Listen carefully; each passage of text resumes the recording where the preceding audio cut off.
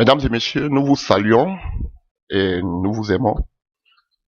C'est encore une joie pour nous, chers frères et sœurs en Christ. Alléluia.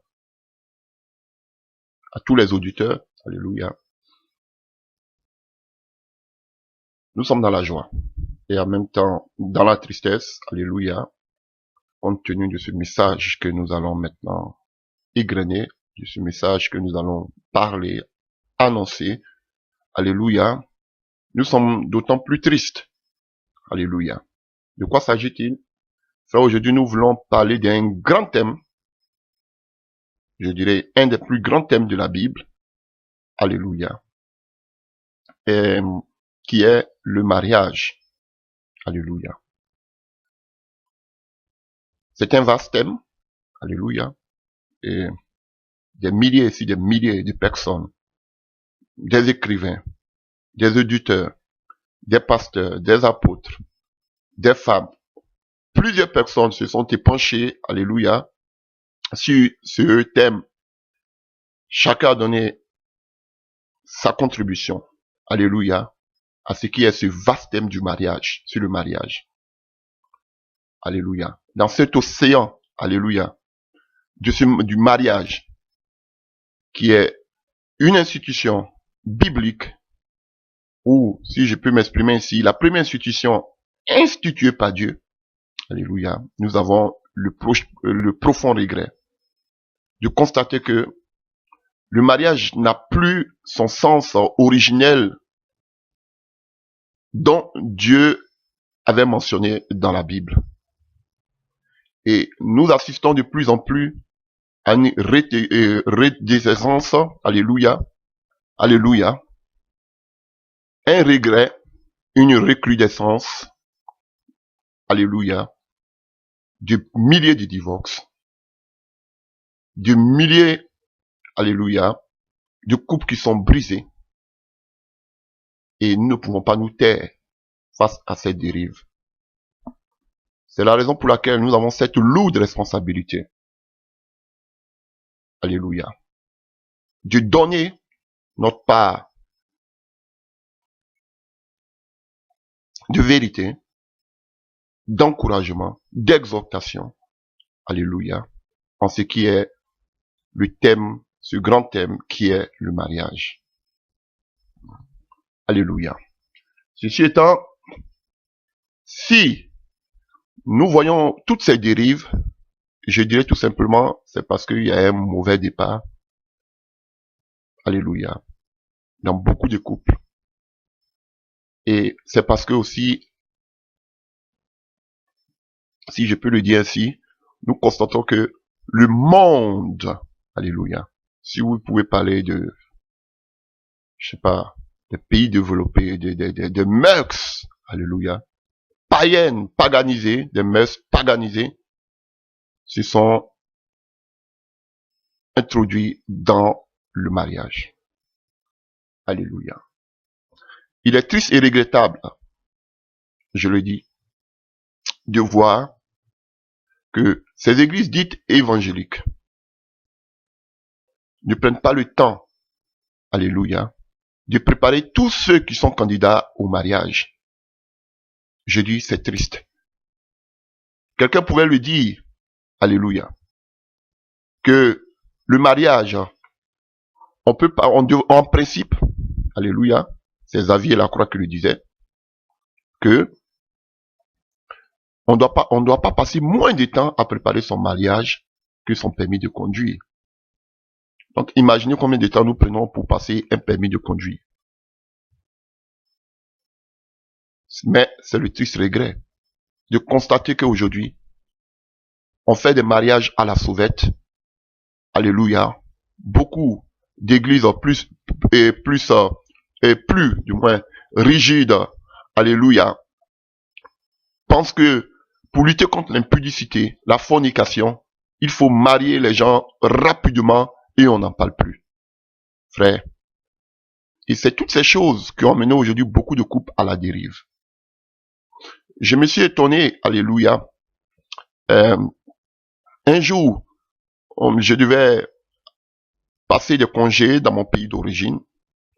et j'ai été accueilli par une connaissance féminine, alléluia, qui est très proche de moi, qui devait se marier, qui m'a invité à son mariage. Il fallait que je passe là pour voir les préparatifs de son mariage. Et cette femme, cette personne est elle est évangélique d'une église dite de réveil de la place, alléluia, que je connais personnellement.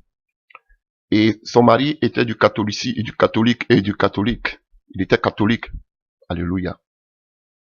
Et lorsqu'elle m'a parlé de ça déjà au téléphone, j'ai piqué une crise. J'ai dit non, ça ne peut pas se faire ce mariage.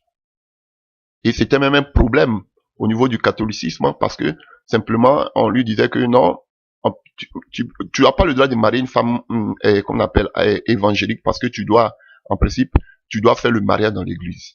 Et elle aussi, ses pasteurs voulaient qu'on fasse le mariage aussi, eux aussi dans leur église. On parlera de tout cela. Et donc, ils avaient décidé qu'on devait faire le mariage chez le monsieur qui est catholique et chez la femme qui est évangélique. Alléluia, c'était un tollé lorsque elle m'en a parlé, j'ai dit tout ça c'est du n'importe quoi, c'est un grand n'importe quoi. Alléluia.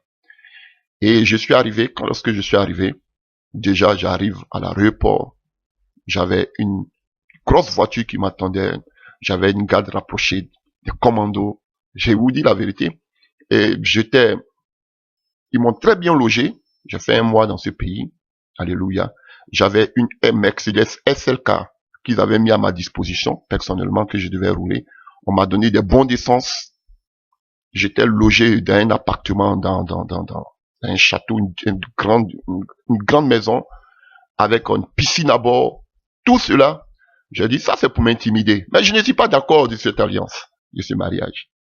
Et comme je m'obstinais, alléluia, le fiancé en question m'a approché pour me dire, est-ce que vous pouvez vraiment venir voir dans notre église, on fait des enseignements sur les préparatifs du mariage. Je lui ai dit, vous, les catholiques, vous faites des préparatifs sur le mariage? Il m'a dit, viens voir. Et un soir, il m'a invité, je suis allé voir. Mes frères, j'étais épaté. De voir que ce que nous dénonçons, nous critiquons en longueur de journée. Alléluia. Ils font des enseignements, ils préparent ces jeunes couples au mariage.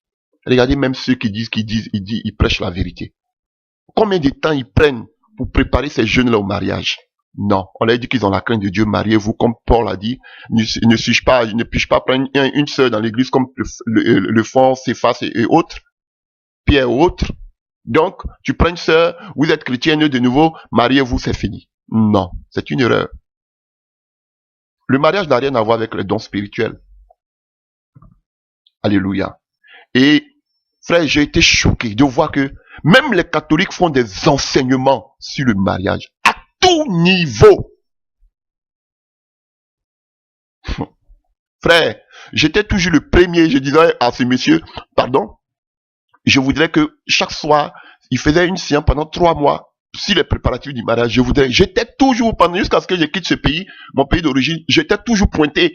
C'était pas dans les paroisses, mais c'était dans une salle qui prenait. J'étais toujours pointé et je voyais des vieux couples.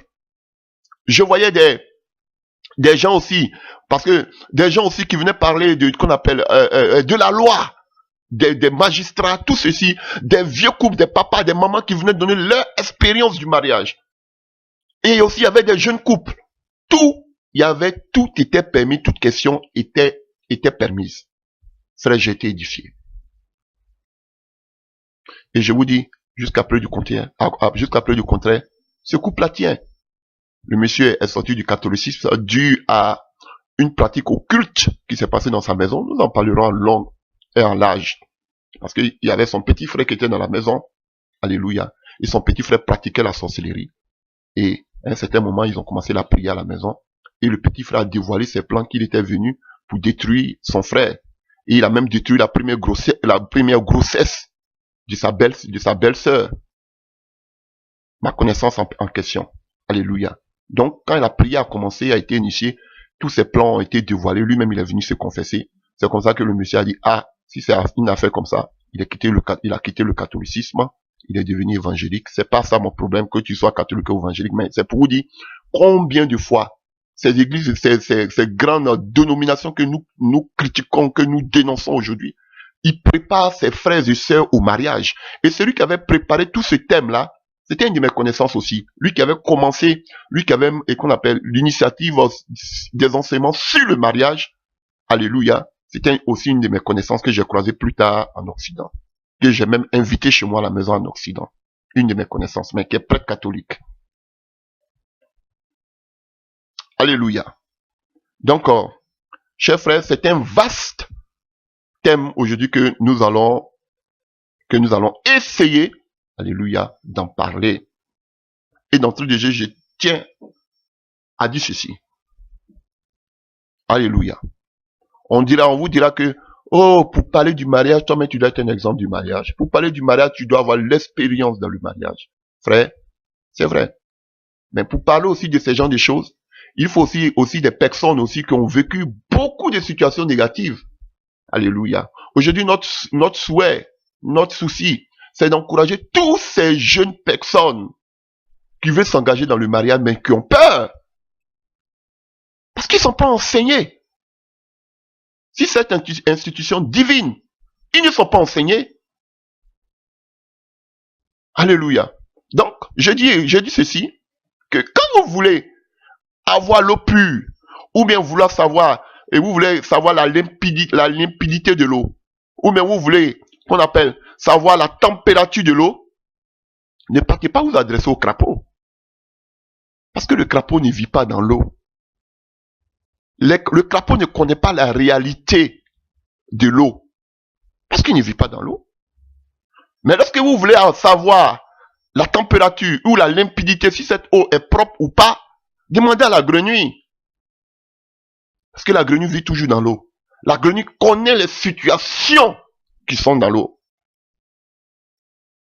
C'est un adage. Alléluia. Donc, je donne ma part. Alléluia.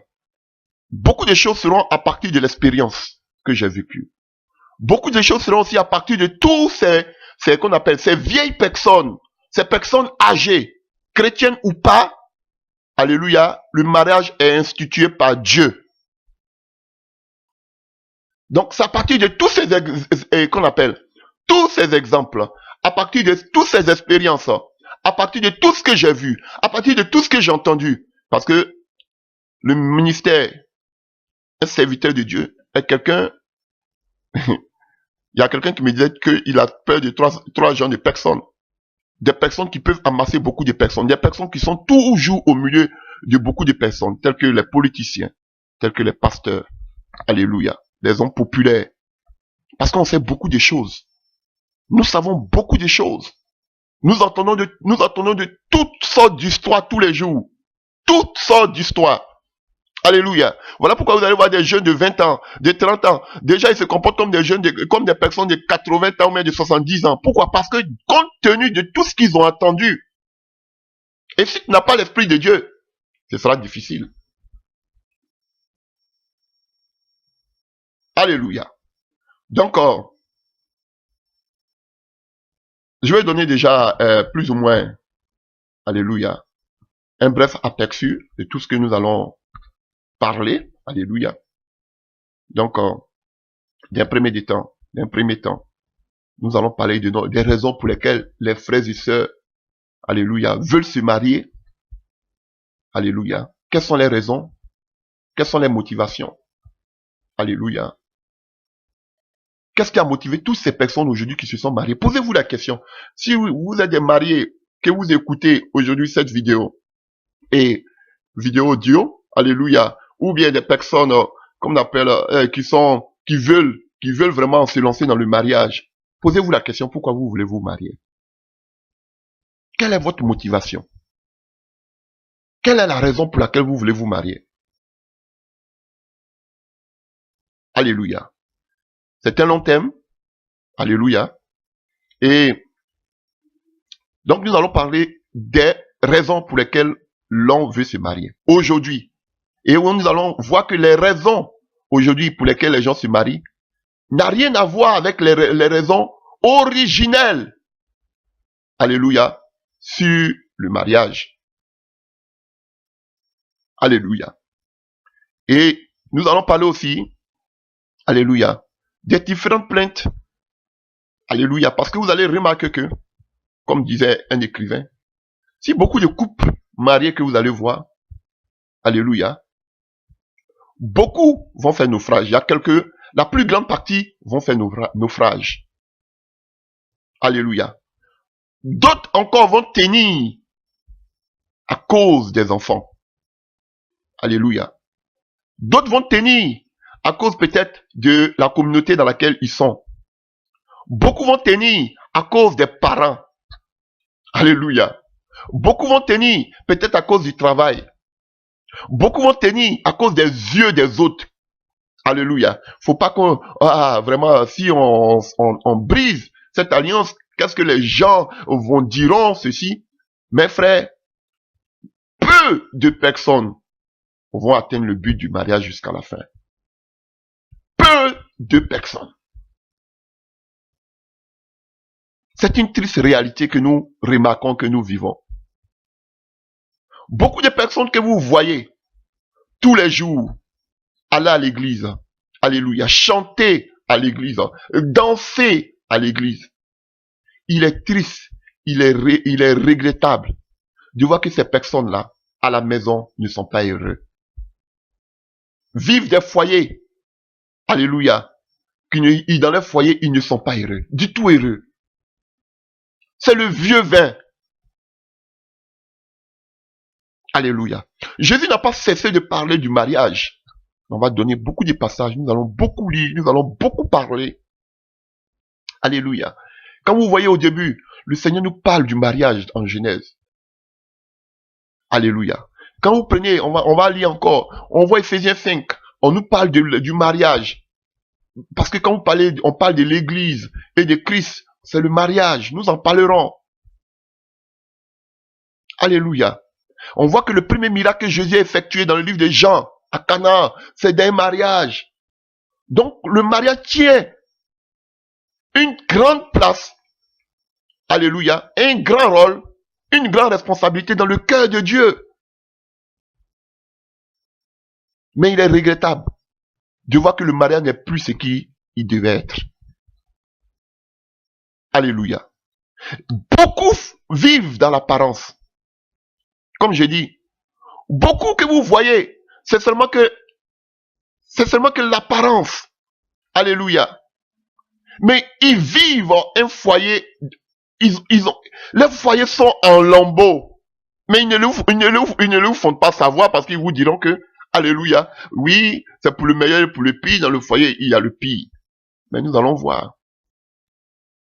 Alléluia. Que malgré que Dieu a créé toutes choses pour l'homme, mais lorsque l'homme n'était pas heureux, mais lorsqu'il a vu la femme, il a commencé à être joyeux. Donc le mariage doit apporter la joie, le mariage doit être un paradis. Un jardin d'Éden pour que vraiment toute la communauté ou bien l'assemblée soit un paradis. Alléluia. Vous les voyez passer dans les rues, dans les grosses carrosses, dans les grosses voitures, bien habillés. Vous les voyez, ils sont responsables dans l'église. Mais il est vraiment dramatique d'imaginer ce que ces gens traversent dans leur foyer. Dehors, ils ne font que montrer que tout va bien. Alléluia. Mais dedans, rien ne va. C'est comme des tombeaux blanchis. L'apparence comme des pharisiens. Frère, à partir de ces enseignements et à partir de d'autres enseignements que d'autres personnes donnent, alléluia, je pense que il y a beaucoup trop d'hypocrisie. Moi, je n'ai pas la langue de... Moi, je ne vous dis, je parle. Moi, je dis. Je vous dis, je parle. Donc, comme je vous ai dit, beaucoup de choses que j'ai vues, beaucoup de choses que j'ai appris. Alléluia. L'expérience aussi dans le ministère, par la grâce de Dieu. Alléluia. Et c'est tout cela, rassemblé, alléluia, qui me pousse aujourd'hui à venir m'asseoir devant vous. Alléluia. Donc, d'emblée, nous allons commencer à parler des motivations. des raisons pour lesquelles les gens se sont mariés, pour les raisons pour lesquelles les gens veulent se marier. Est-ce que ce sont les raisons fondamentales dont la Bible nous enseigne? Et nous allons parler aussi des raisons fondamentales, des motivations pour lesquelles un homme doit se marier, selon la parole de Dieu. Avant de te marier, frère, as-tu préparé ton mariage? Parce que tout part d'abord du début. Alléluia. Et donc, nous allons parler d'abord des motivations. Nous allons parler des différentes sortes de mariage. Dans tous les cas, le mariage est une institution divine. Alléluia. Nous allons parler des différentes sortes de mariage. Nous allons plus nous accentuer sur le mariage chrétien parce que c'est ce qui nous concerne. Alléluia. Nous allons parler des fiançailles. Alléluia. Les fiançailles. Attendez par fiançailles des personnes qui veulent se marier, hommes et femmes. Alléluia. Mais qui ne couchent pas ensemble.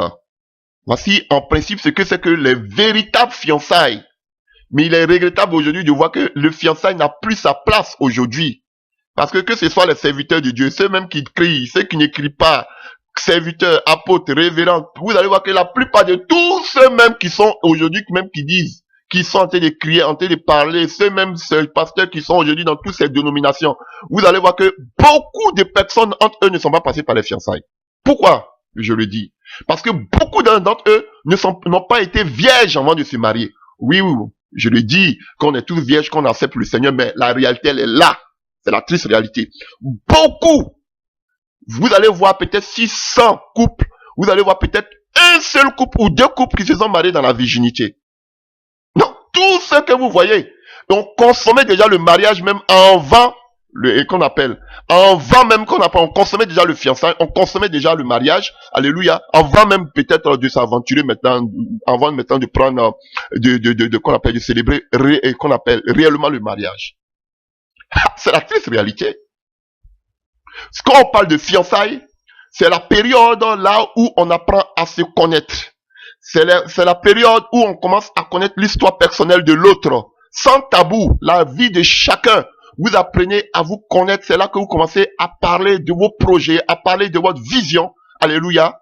Parce que deux personnes ne peuvent pas marcher ensemble s'ils n'ont pas la même manière de voir. C'est dans le fiançailles que tout cela se prépare. Alléluia. Mais il est regrettable. Et dans le fiançailles, il n'est pas question de rapport sexuel. En principe, dans le fiançailles, l'homme doit être vierge, la femme doit être vierge. Alléluia. Alléluia. Donc, chers frères et sœurs, c'est ce qui s'est passé avec, comme on appelle, et si vous voulez voir, c'était l'histoire qu'on appelle, de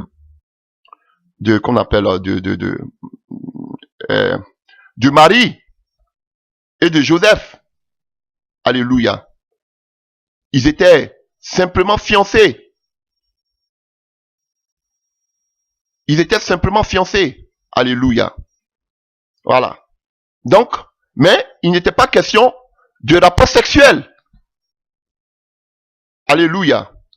Donc, faudra qu'on enlève cette nuance. Donc, tout là où on parle de fiançailles, chers frères et sœurs, comprenez que on parle des personnes, alléluia, qui n'ont pas encore eu de rapport sexuel.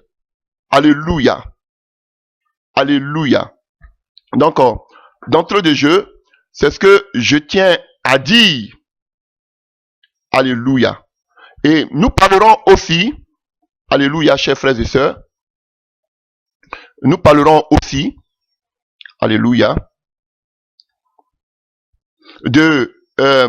nous parlerons aussi du qu'on appelle de la communication dans le couple. Alléluia. Nous allons parler aussi du mariage civil. Alléluia. Nous allons parler aussi qu'on appelle du rôle des époux dans le foyer. Alléluia. Nous allons parler de tout cela. Alléluia. Nous allons parler aussi de la gestion financière.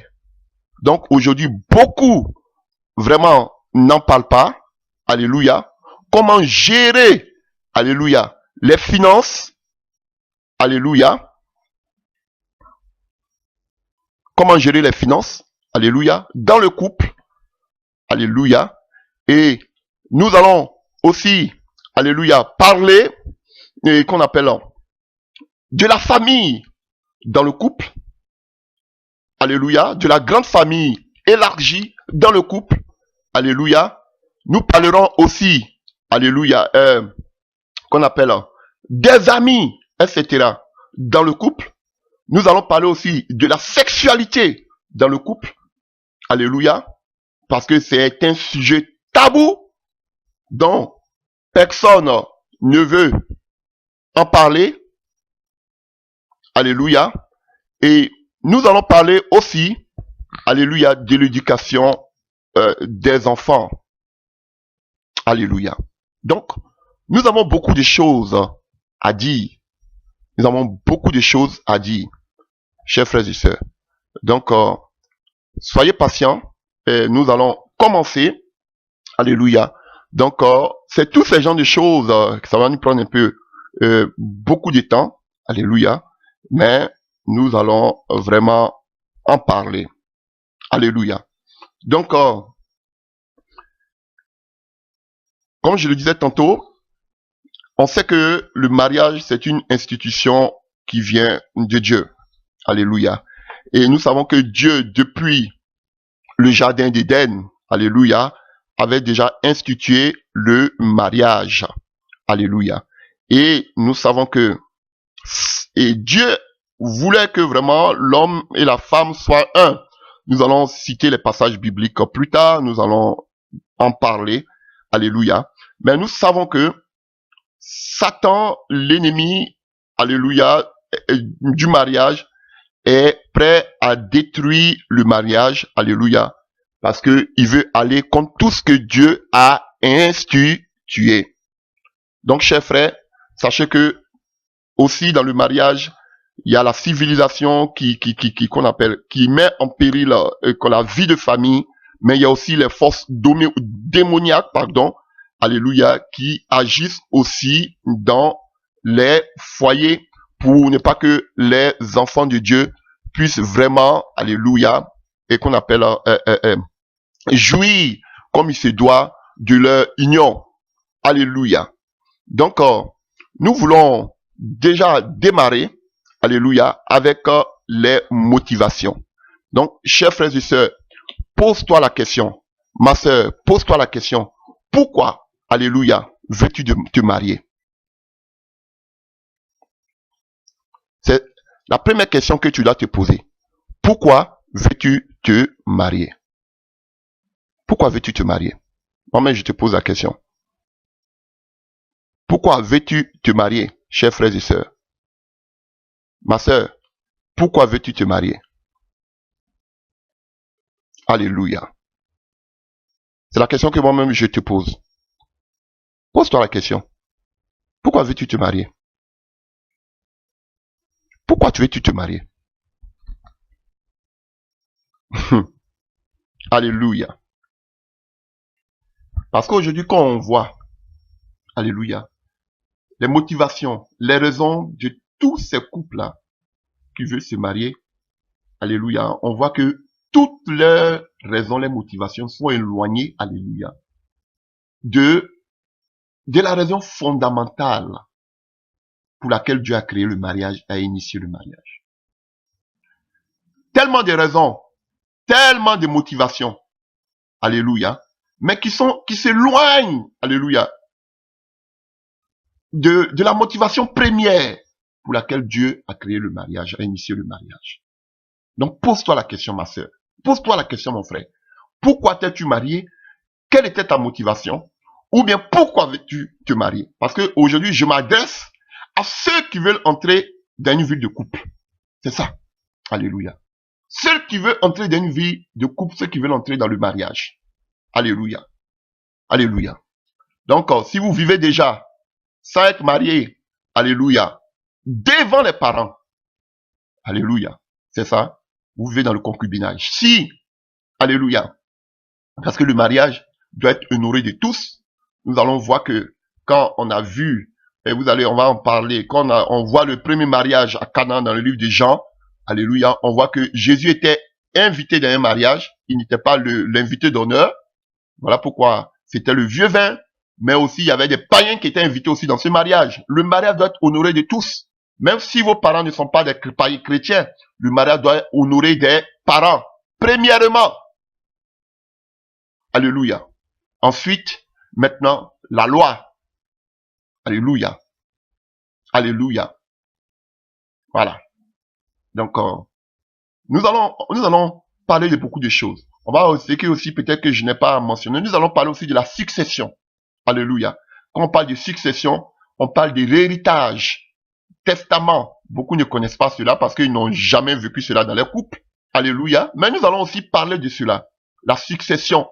Alléluia. C'est-à-dire, si le monsieur n'est pas là, la femme n'est pas là, alléluia, on va le voir, vous le voyez en droit. Et comme je disais dans l'église catholique, là où j'étais parti, il y avait un juriste qui était là, alléluia. On va parler de disparition, à quand d'absence de l'homme. Alléluia. En quel moment on parle de disparition? À quel moment on parle d'absence? Ça, c'est dans le droit. Alléluia. Je l'ai étudié aussi à l'école. Donc, qui est le premier responsable? Alléluia. Si les parents ont des biens, maintenant que les parents ne sont plus là, qui prend la responsabilité? Parce qu'on le remarque souvent qu'en Afrique, la plupart du temps, lorsque ils voient que leur fils a beaucoup de biens, alléluia, ce sont eux-mêmes peut-être qui choisissent une femme pour leur fils, ou bien souvent quand le fils décède, automatiquement la grande famille vient mettre la main sur les biens. Et la femme reste là avec ses enfants sans un sou. Alléluia. Vous allez prendre un pays comme le Nigeria, où déjà, lorsque vous vous mariez déjà de façon coutumière, c'est-à-dire devant les familles, automatiquement, vous n'avez plus besoin d'aller à la commune. Vous êtes déjà marié. Et du coup, parce que vous n'êtes pas allé devant la commune, quand le fils décède, la grande famille vient mettre la main en même temps sur les biens du monsieur. Ça se passe au Nigeria. Et la femme reste avec les enfants, sans rien. Ils disent que c'est leurs enfants, ils sont venus prendre les biens de leurs enfants. Et voilà pourquoi il est important aussi, on va parler de la succession. Alléluia. Comment vous pouvez aussi, frère, on sait on doit être enlevé, mais pour le monde est sur la terre. Arrêtez-moi ça. Donc, on ne sait pas quand le Seigneur revient, on doit être toujours prudent. Voilà pourquoi j'ai dit qu'on vous prépare pas au mariage, on vous jette comme ça dans, qu'on appelle, va t'asseoir. Vous comprenez? Va-t'en en guerre. Ouais, mariez-vous, c'est fini. Mais on doit vous enseigner. Eux qui disent qu'ils sont des exemples. Qui vous enseigne sur ces genres de choses? Alléluia. Qui vous enseigne sur ces genres de choses?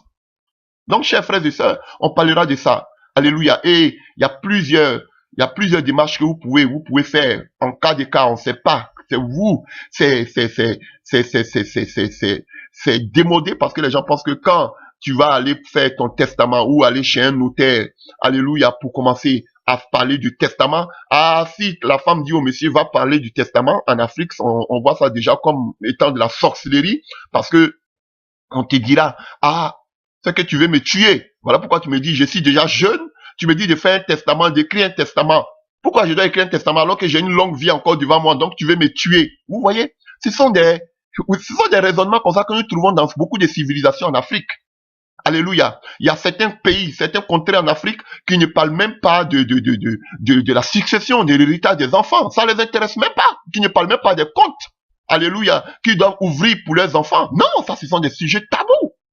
On doit vivre le jour pour le jour. Alléluia. J'avais connu un homme d'un certain pays, alléluia, africain, à qui j'ai donné des conseils. Vous allez le voir, c'est le bling bling. Sa maison, wow, quand vous arrivez chez lui, c'est ça. Et lui, c'est le bling bling. Tout ce qui brille. Alléluia. Vous voyez la voiture comme une maison. Bien entretenue. Il est toujours habillé avec de grosses chaînes. Bien tirées. Mais tu lui dis, est-ce que tu penses au moins à l'avenir de tes enfants? Il dit, ah, mais si je meurs, les enfants, chacun va s'occuper de lui, chacun fait sa vie. Moi, je fais ma vie. J'ai dit, mais si tu n'es pas encore mort maintenant, que tu es à la retraite, qu'est-ce que tu fais? Il me dit, ah, si je n'ai plus rien, je prends ma femme et moi, nous partons dormir dans le garage de notre enfant. Je lui ai dit, mais pourquoi tu prépares pas déjà dès maintenant, pendant que tu as un peu de moyens, la vie de tes enfants? Il dit, ah, chacun va s'occuper de sa vie. Et beaucoup pensent comme ça. Alléluia. Donc, il est important de parler aussi de la succession, de l'héritage. Tu peux même écrire un testament. Ce sont des choses qu'on ne vous enseigne pas dans vos églises. Tu penses qu'un pasteur, un escroc, un voleur, un aventurier va te dire comment toi tu peux faire pour être bien dans ton foyer? Et c'est nous là, vous traitez de faux pasteurs. Donc, on parlera de tout ça. Alléluia. Donc, c'est important. Alléluia. Et avant de continuer, je voudrais rebondir sur quelque chose. Alléluia. Et la dernière fois, l'enseignement que j'ai fait sur, alléluia, qu'on appelle, alléluia, sur la répudiation ou le divorce, alléluia, j'ai entendu beaucoup de choses. Alléluia, j'ai vu beaucoup de choses. Alléluia. Beaucoup pensent que je suis pour le divorce. C'est archi faux. C'est archi faux. Pour ceux qui me connaissent, je suis très rigide. Alléluia. Mais ce qui m'écoeure, tout ça c'est dans le domaine du mariage. Alléluia. Ce qui m'écoeure, j'écoute beaucoup de personnes. Mais je suis écœuré. Je me dis, mais je suis en train de rêver. Parce que je vois que beaucoup de personnes, c'est vrai que je donne beaucoup de conseils aux femmes. Parce que les femmes en Occident se comportent très mal. Alléluia. Et je sais que elles doivent changer leur comportement, leur caractère. Mais, frère, pas pour autant qu'il faut jeter toutes les pierres aux femmes. On va voir qui sont les premiers responsables des foyers.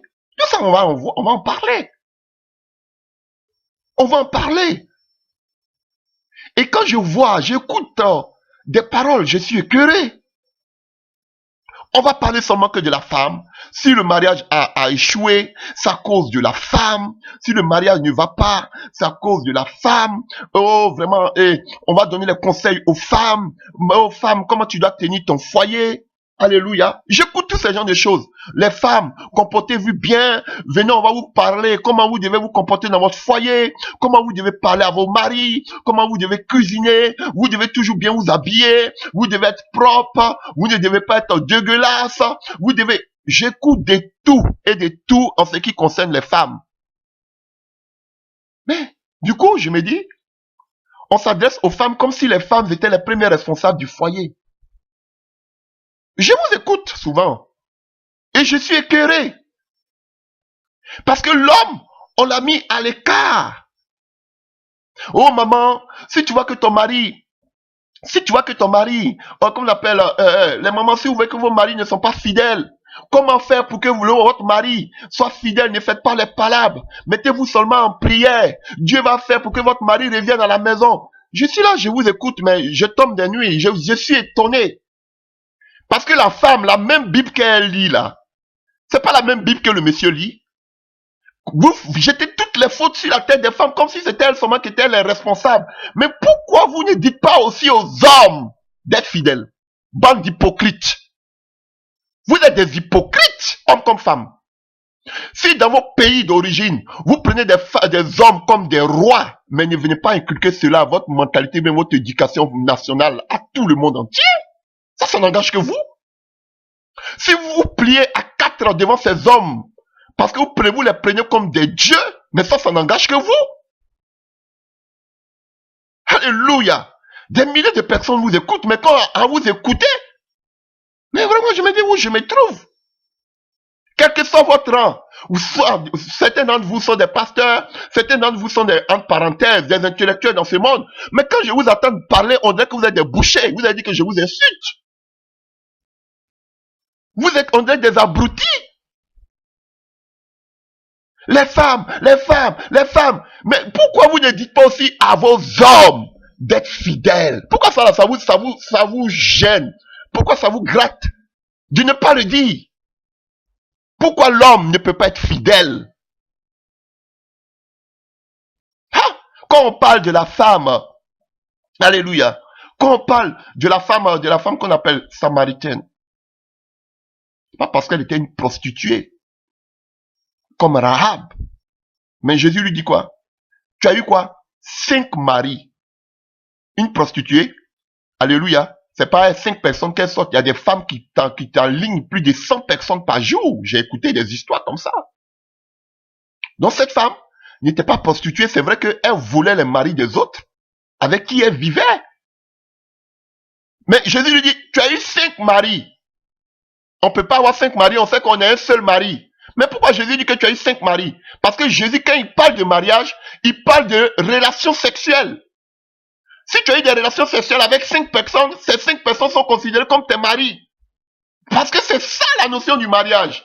Voilà pourquoi on devait se marier vierge. Et ton premier homme devait être en même temps ton mari. C'est comme ça que Jésus prend la chose. Donc, elle a eu 5 maris parce qu'elle a eu des rapports avec 5 personnes. Donc, toi, maintenant, là, tu as eu combien de maris? Parce que même avant de te marier, en parenthèse, parce que vous pensez que le mariage, c'est quand on met l'alliance qu'on dit on est marié. Le mariage, c'est quand le premier rapport sexuel que tu as.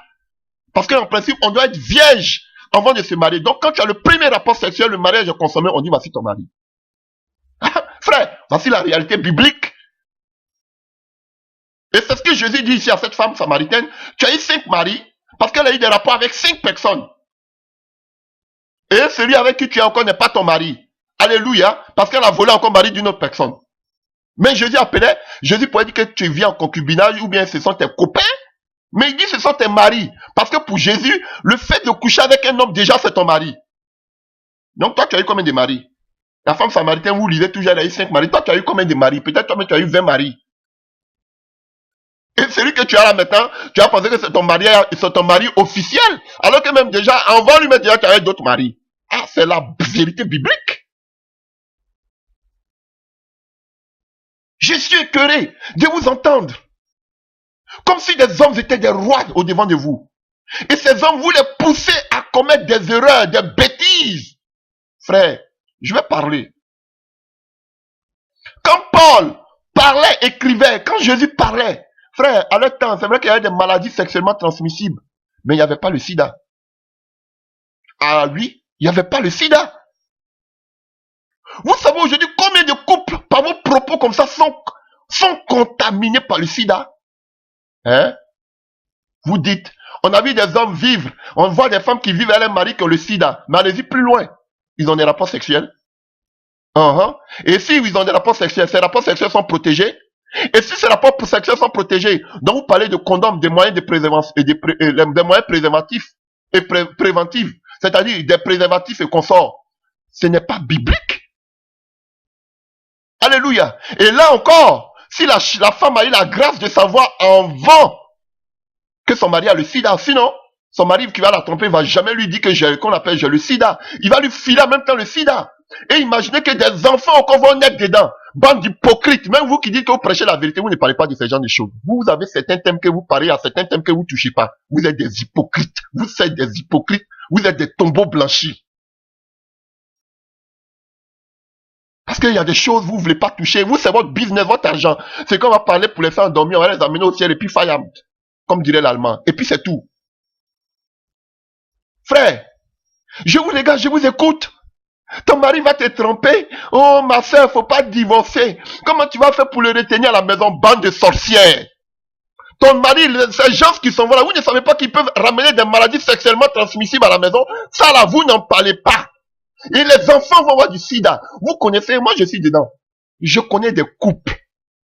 Le mari allait prendre le sida dehors, il a donné à la femme. Et vous êtes la bande d'hypocrites. Dieu peut les guérir. Mais combien de personnes aujourd'hui Dieu a guéri des couples qui sont terrassés par le sida, ils meurent devant vous là, vous ne les voyez pas? Pourquoi Dieu ne les a pas guéris?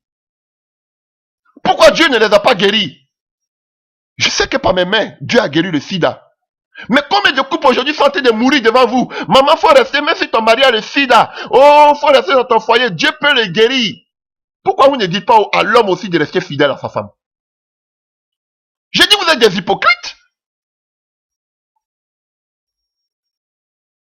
J'ai connu des hommes qui se sont mariés, le mari avec... Je connais pasteur ici. Oui, je vous dis, les Allemands, ils ne jouent pas avec. Si tu as eu le sida, tu le savais, tu as couché avec une fille ou bien un homme, tu lui as donné, tu as une peine de prison.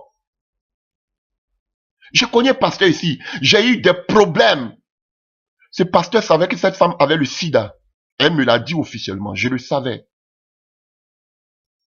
Le pasteur a permis que cette femme, avec son accord, j'ai eu des problèmes parce que je me suis opposé que cette femme parte en Afrique prendre le père de ses enfants qu'elle avait eu dans le passé, parce que c'est ici elle a contracté la maladie. Je me suis opposé. On m'a traité de tout. Cette femme allait prendre le monsieur. Ils ont fait même lune de miel, ils ont jeté les photos sur le net pour que tout le monde puisse voir. Cette femme avait le sida, mais elle allait marier le monsieur. Donc je me dis, mais comment ça s'est fait?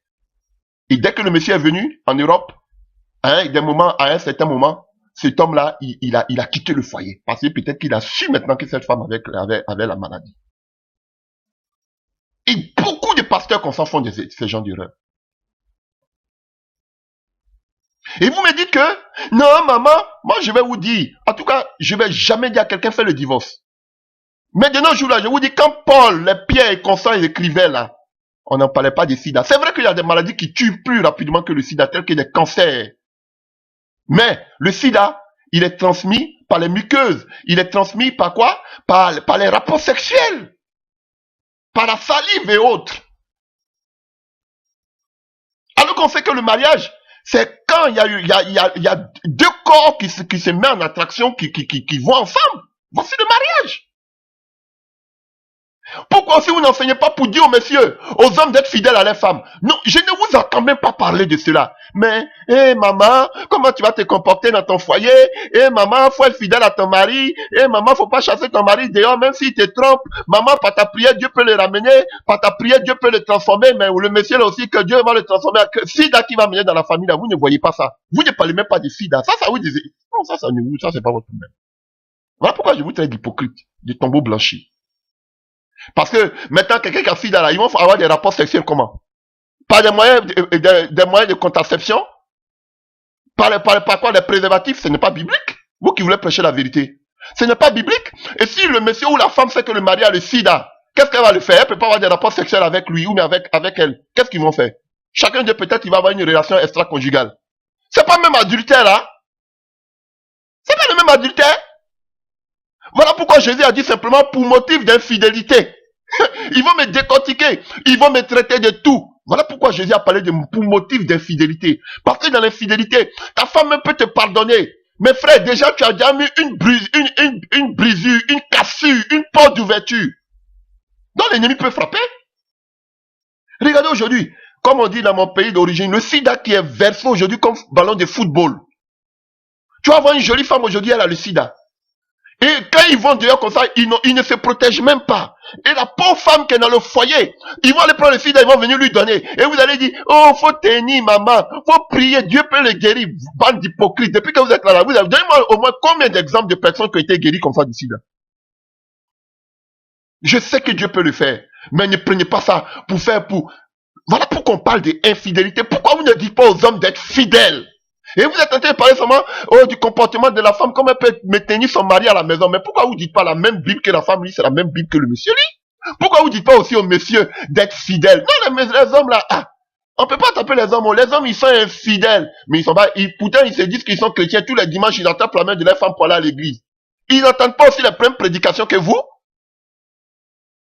Vous donnez le feu vert aux hommes de vous tromper. Et vous êtes contente. Non, nous, on veut protéger les foyers. Ne divorcez pas. On veut protéger les foyers, bande d'hypocrites. Dites à ces hommes d'être fidèles à les femmes. Parce qu'aujourd'hui, il y a trop de maladies. On vit les derniers temps. L'ennemi bat son plein pour détruire les foyers. On sait qu'il y a les forces démoniaques qui agissent. Alléluia. Mais à part les forces démoniaques, aussi il y a des choses qu'on peut éviter. Ne prenez pas seulement à parler seulement sur la tête des femmes. Moi-même, je prêche là-dessus. Mais comme si c'était les femmes qui étaient les seuls motifs, elles étaient à la base des destructions des foyers, ou même de l'infidélité. Quand une femme aussi va prendre d'ailleurs des rapports sexuels, elle peut amener aussi le sida à la maison. Alors, je sais que ces gens-là, ils ont besoin d'amour, ils doivent être encadrés. Mais en ce qui concerne les rapports sexuels, comment ils font? Vous n'allez pas me dire que... Posez-vous la question. Moi, je vous pose la question. Quelqu'un qui a le sida, la femme sait que le mari a le sida, elle a des rapports sexuels avec lui ou pas? Parce que j'ai vécu ça. Ce que je prêche, je l'ai vécu. Je connaissais une personne, connaissance ici, qui avait sa femme. Et la femme aussi, la femme l'a trompé, elle a eu le sida. Et Dieu merci pour ces messieurs-là. C'est la copine de la femme qui lui a dit, tu n'étais pas là, tu es là en Afrique. On a vu comment la femme là se comportait ici. Va faire un test de dépistage. Faut lui dire d'aller faire un test de dépistage d'abord avant d'avoir les rapports. Et c'est la copine de la femme qui a briefé cela au mari. Et le monsieur, avant de venir faire, avant d'avoir des rapports avec cette femme, allait d'abord, lui a dit, va faire ton test de dépistage. Elle allait faire son test de dépistage, elle était séropositive, lui, il n'avait pas.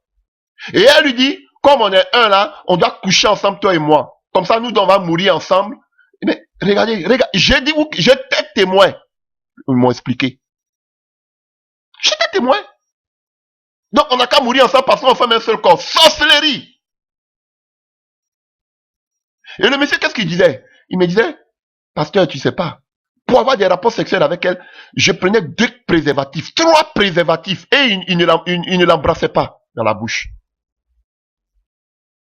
Je vous dis, il me dit, je prenais 3 préservatifs, et j'avais peur même que les préservatifs se cassent. Parce qu'il voulait rester fidèle. C'est ça que vous appelez un mariage? C'est ça que vous appelez un mariage? Moi, je n'ai jamais dit à ce monsieur de divorcer. Je n'ai jamais lui dit cela. Il m'a dit, il est obligé de prendre 3 préservatifs pour aller contre la femme. Parce qu'aussi elle a des envies. 3 préservatifs. Vous qui êtes chrétien là, c'est biblique. Vous qui dites que vous voulez sauver les couples. On veut sauver les foyers. C'est biblique. Il me l'a dit, il prenait 3 préservatifs pour aller des rapports sexuels avec sa femme. C'est biblique de prendre des préservatifs? Répondez-moi. Bande d'hypocrites. Voilà pourquoi tout simplement le Seigneur parle de fidélité. Ah maman, sois fidèle. Ah maman, faut pas chasser ton mari dehors, même s'il cherche des femmes. Faut prier. Dieu peut le changer. Dieu peut faire ceci. Dieu peut faire cela. Mais vous ne pensez pas aux maladies qu'ils peuvent envoyer dans le foyer. Je connais des couples où le monsieur a le sida, la femme a le sida, l'enfant a le sida. Comme cette femme-là aussi qui me disait le monsieur qui me disait que la femme voulait qu'il y ait des rapports sexuels non protégés avec elle. Comme ils forment un seul corps, ils peuvent mourir les deux. Et maintenant, si les deux meurent, qui va élever les enfants? Qui va élever les enfants?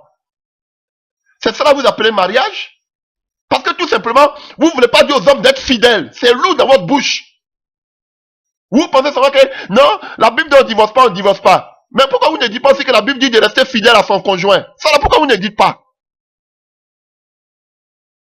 Bande d'hypocrites. Ça, c'était une parenthèse. On va continuer nos enseignements. On va parler de tout. Même de la vie sexuelle qui est tabou. On va parler de tout. Alléluia.